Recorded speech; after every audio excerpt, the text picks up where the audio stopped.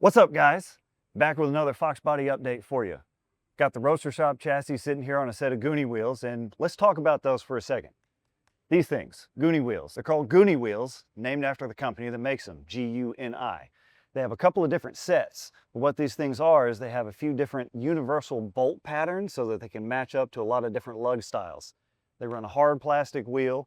They're easy to roll, they're easy to turn, they never go flat, and they've got these bumps on them so that whatever you're working on doesn't just roll off on its own. All right, so now to what you're here for, the Roadster Shop Chassis. Now, this may sound a little bit like a promotional piece for Roadster Shop, but I can assure you that our opinions of this thing are genuinely our own.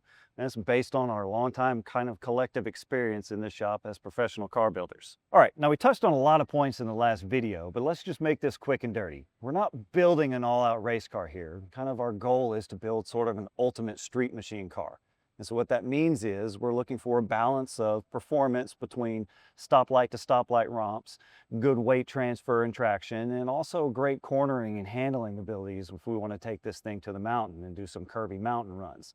Gone are the days of the import guys looking at us and saying, we'll get you in the twisties. Yeah, we got something for you now. So up front, we've got the Roadster Shop independent front suspension with tubular upper and lower control arms and a really super beefy tubular front sway bar. We've also got their rack and pinion steering dropped in here. What this chassis also does is it lowers the stance of the car about 2 inches all the way around. We're going to be running coilovers on all 4 corners, even though they're not mounted up just yet. What that does is it gives us the ability to adjust the ride height and also adjust the weight balance of the car. We're going to be tubbing the car a little bit so that we can run a much more aggressive wheel and tire setup here in the back. So we've got a narrowed forward 9-inch rear end.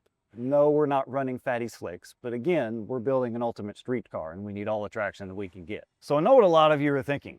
This is a lot of steel to be bolting up to that car. We're going to be adding a ton of weight. Well, that's not necessarily true.